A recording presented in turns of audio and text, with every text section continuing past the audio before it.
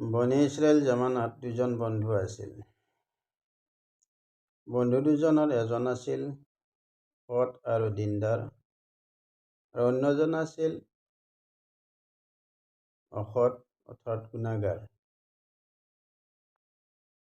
সৎ বন্ধুজনে অসৎ বন্ধুজনক সদায় এই কথা কৈ আছিল যে তুমি গুনাহৰ পৰা নিজকে আঁতৰাই ৰাখা আৰু তওবা কৰা।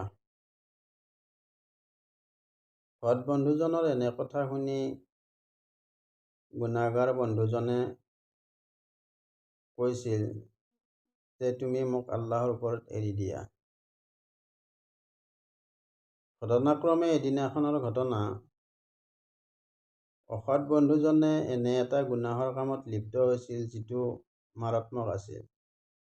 তাকে দেখি সৎ বন্ধুজনে অসৎ বন্ধুজনক ক'লে, বন্ধু তুমি তওবা কৰা আৰু গুনাহৰ পৰা নিজকে আঁতৰাই ৰাখা।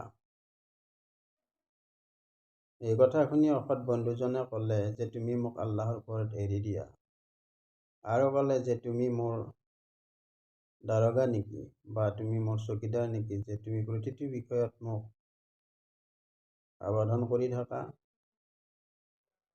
তাকে শুনি সৎ বন্ধুজনে ক'লে,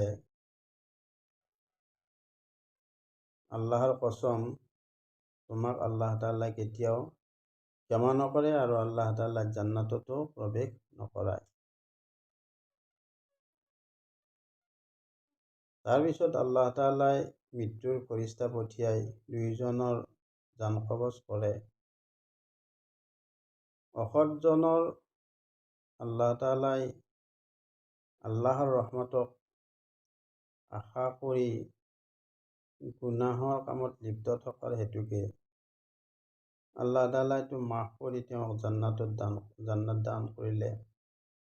কিন্তু সৎজনক আল্লাহ তাআলাই প্ৰশ্ন কৰিলে যে তোমাৰ কি অধিকাৰ আছে যে তুমি মোৰ বান্দাক মোৰ ৰহমতৰ পৰা বঞ্চিত কৰা, আৰু তুমি নেক কামৰ পৰিৱৰ্তে তোমাৰ কি অধিকাৰ আছে যে তুমি অহংকাৰ কৰাৰ যে মই জান্নাতত যামেই। সেয়েহে তোমাক এই দুই গুনাহৰ কাৰণে জাহান্নামৰ ফয়ছলা কৰা হৈছে, গতিকে তুমি জাহান্নামমুখী হ'ব লাগিব। ঘটনাটিৰ পৰা এইটো কথাই প্ৰমাণিত হ'ল যে যি গুনাহৰ পিছত তওবা নসিব হয় সেই গুনাহেই উৎকৃষ্ট, যি ইবাদতৰ পিছত অহংকাৰৰ সৃষ্টি হয় সেই ইবাদততকৈ। মোট কথা, অহংকাৰ মিশ্ৰিত ইবাদততকৈ নম্ৰতা মিশ্ৰিত গুনাহেই শ্ৰেষ্ঠ। গতিকে কোনো আমলকাৰী বা কোনো নেক বান্দাই যাতে এইটো কথা নাভাবে বা ভবা উচিত নহয় যে যিসকলে সৎ কাম নকৰে তেওঁলোকক আল্লাহ তাআলাই কেতিয়াও ক্ষমা নকৰিব বা তেওঁলোকতকৈ আমি উৎকৃষ্ট, মই উৎকৃষ্ট বুলি ভবা কথাষাৰ, নিজকে উৎকৃষ্ট বুলি ভবা কথাষাৰ সম্পূৰ্ণ ভুল। কাৰণ কেতিয়া কাক আল্লাহ তাআলাই কিভাৱে ক্ষমা কৰে সেইটো আল্লাহৰহে বিচাৰ্য বিষয়।